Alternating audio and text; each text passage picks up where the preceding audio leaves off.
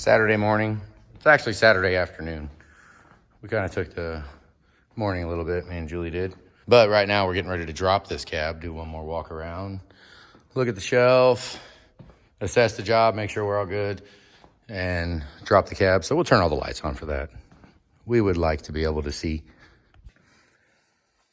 Here you go. Just a little bit what it looks like.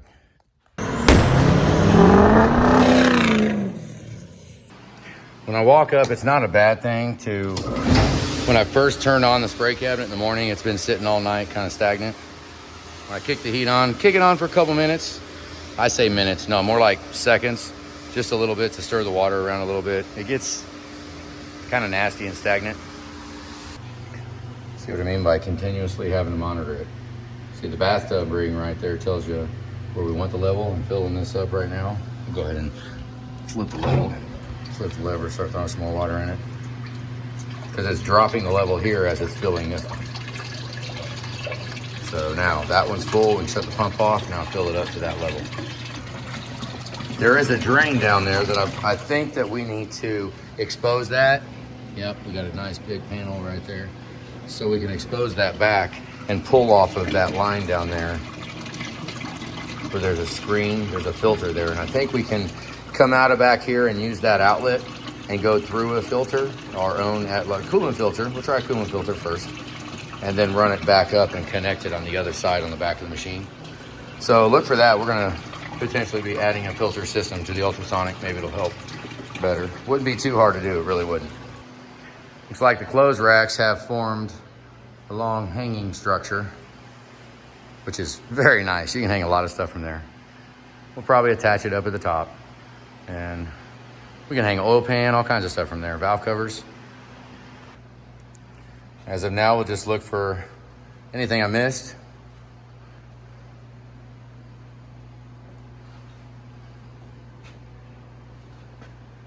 Different rear head plugs. You can get those from O'Reilly's. They're a little bit more actually than the old ones used to be, but they seal with the crush washer. No more O-ring on the back. We started using those when it went through the rear head plug dilemma. They can't get them anymore. I did put a O'Reilly's coolant pump and fan clutch. This is a 6-liter, so the fan clutches are still good to go. They're good. You just can't get a fan clutch from O'Reilly's for a 6.4. Don't do that.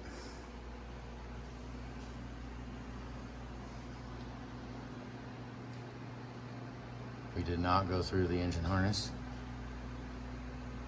Put your clamp right there. See how I'm looking down it? Make sure you turn your clamp that way on the Y pipe so that you can get to it with a foot-long extension to right here.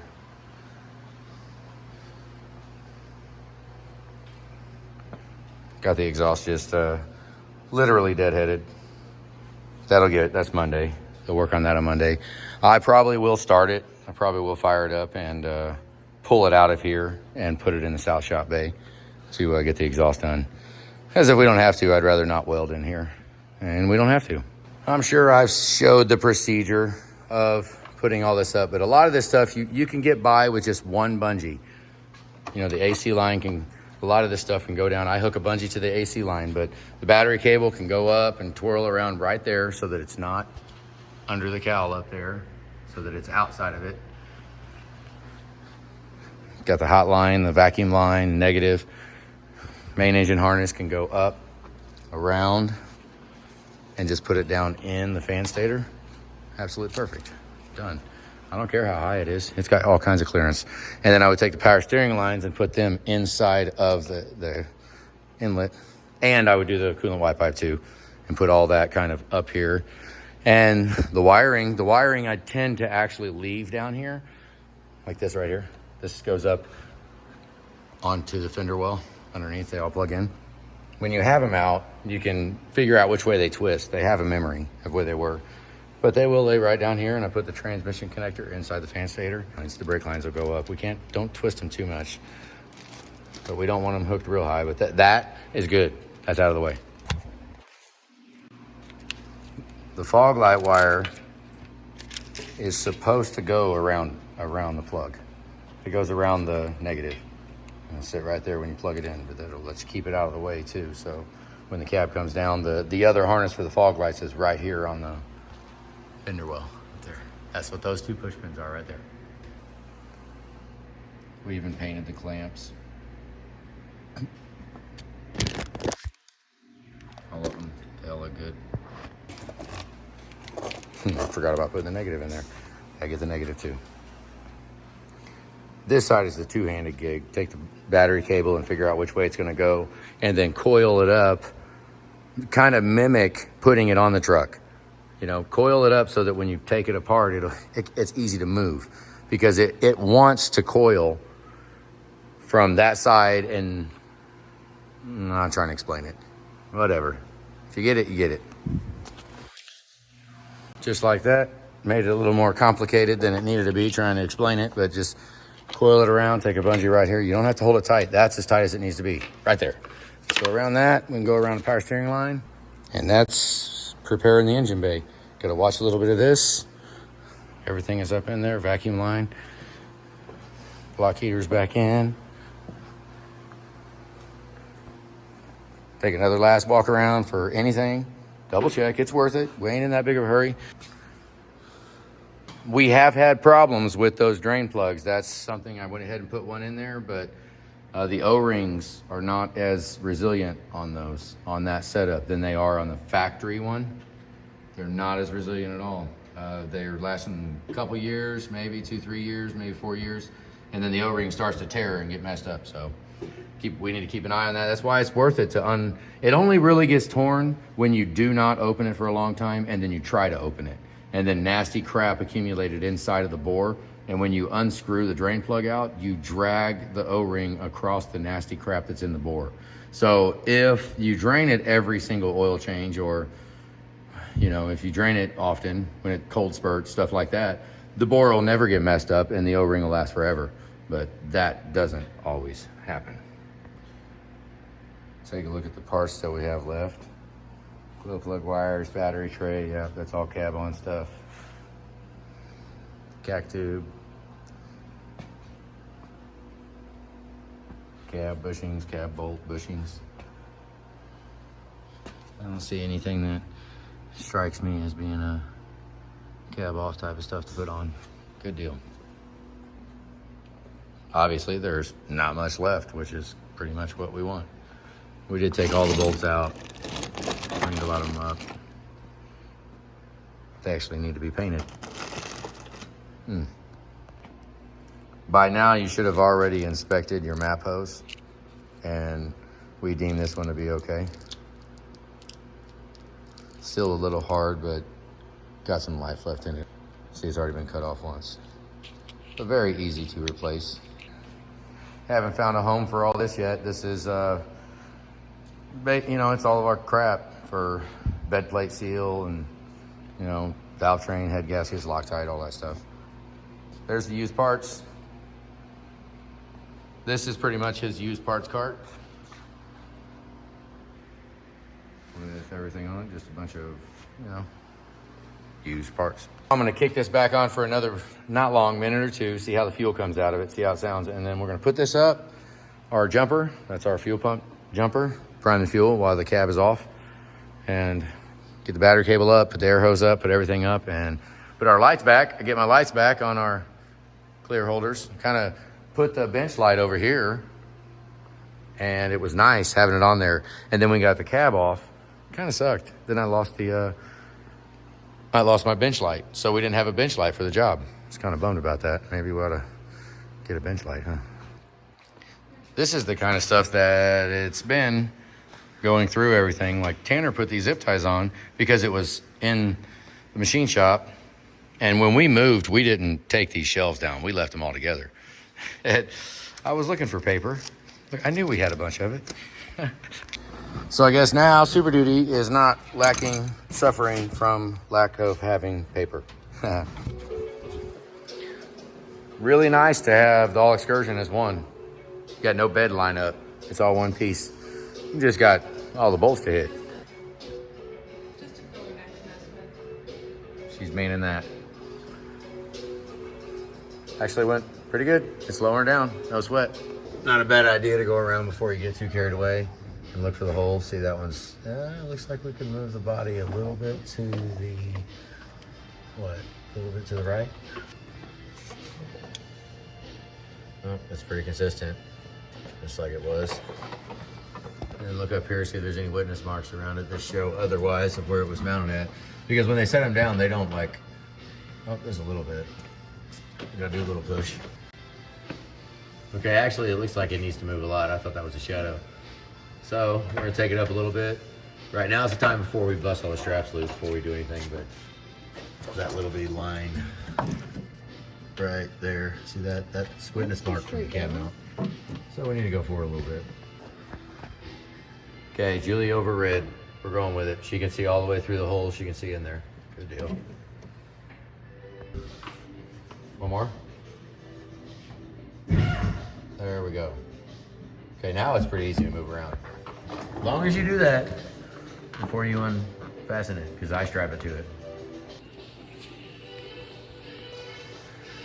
All right, we decided to go ahead and do it. I can sit right here and move. Watch. It's pretty easy to move it. But I gotta get it where it's gonna be, and then I gotta get up top and push it over. I will go off that witness mark. It'll relax back where it was. Where are we at? Okay, there. There you go. Let's put the bolts in. Right now, we'll get the underhood, underbody, get the dirty stuff done.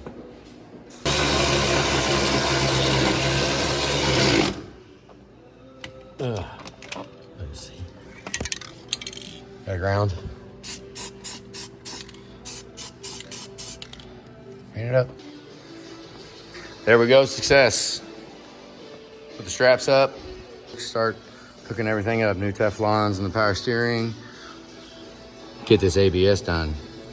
Yeah, buddy, that's a little, sometimes they can not come back together right. I mean, not, well, let's just see. Hopefully we don't have to bleed it out because this fluid, I mean, we probably should.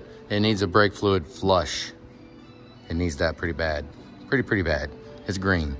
Definitely is not a cab off procedure, and with what we've got going right now, a brake fluid flush could happen at the same time that the exhaust is welded on, which could be like in, you know, the Excursion's gonna drive for about 500 feet. That'd be all right, won't it? The transmission line is why I knew that a little deciding factor for the cab being off. You've got these push pins that go right here. Right there. That one's on the transmission line. It needs to route behind this ground right here. It needs to go behind stuff. And that one pushes down in there. And they were not in there when we took it apart. So that was a little telltale right there, because, you know, they put them in from the factory. And with this 90,000 miles, it definitely has had head gaskets done. Looks like we had to get a new battery tray, didn't it? It's coming together. Fire up, hopefully soon. Here we go. Got the battery cable in the bumper and the lifting eye that we do not put back on. Huh. Getting close.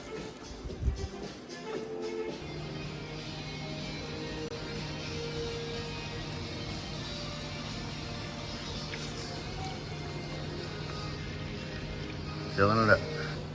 And you look in there. So when they did do it, they didn't pull the Fickum relay to prime the oil, they just fired it, which Fickum relay's never been out.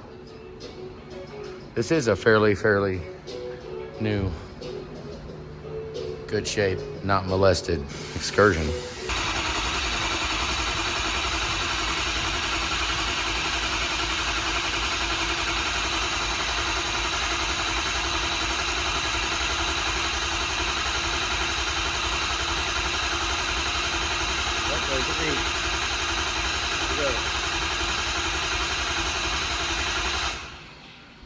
Guess we got to get the tool out.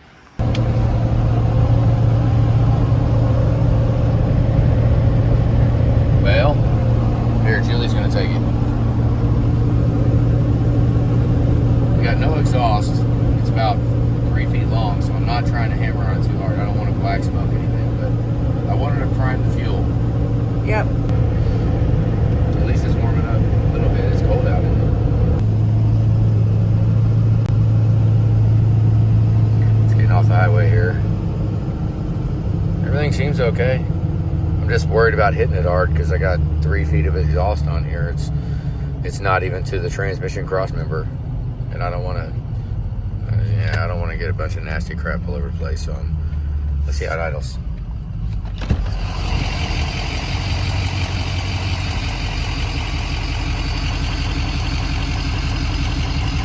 Hear the whistle.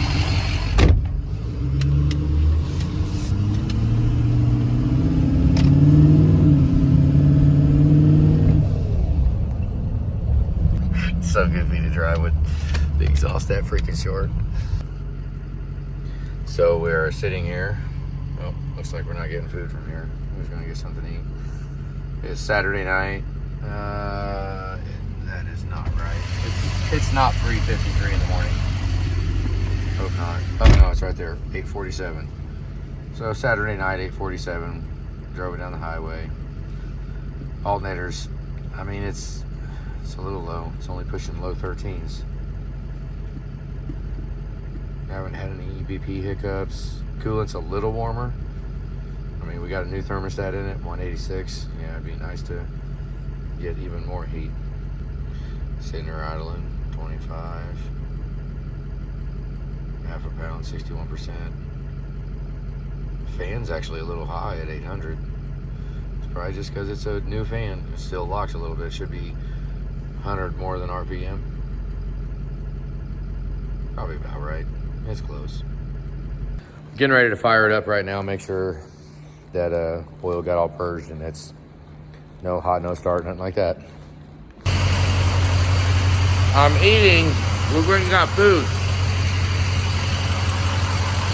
Fired up fine. I forgot to turn the camera on, but it's all good. What's next?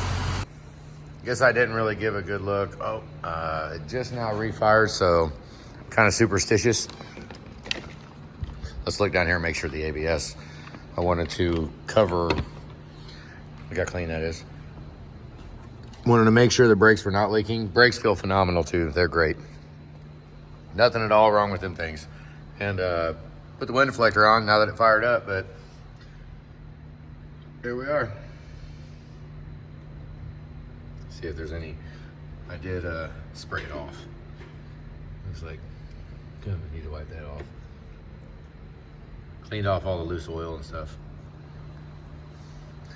Right there, now is a good time to push that in. Wherever it relaxed at and wanted to be. Not too bad. Throw a tune on it now. Needs a little bit. It's got these big freaking tires it's trying to push around, and it's stock tuning. So, yeah. Very nice. One last thing, it does pass the hillbilly head gasket test. And it's hot. It's good chance for the thermal camera. You all know it's hot. I just got done driving the dang thing. All right, we're finally done. I got the wind deflector on. We didn't paint it. Yeah, I didn't want to go changing a lot of stuff on this without talking, because I've never talked to the owner. So it's all done now. What do they say? It's all done but the crying.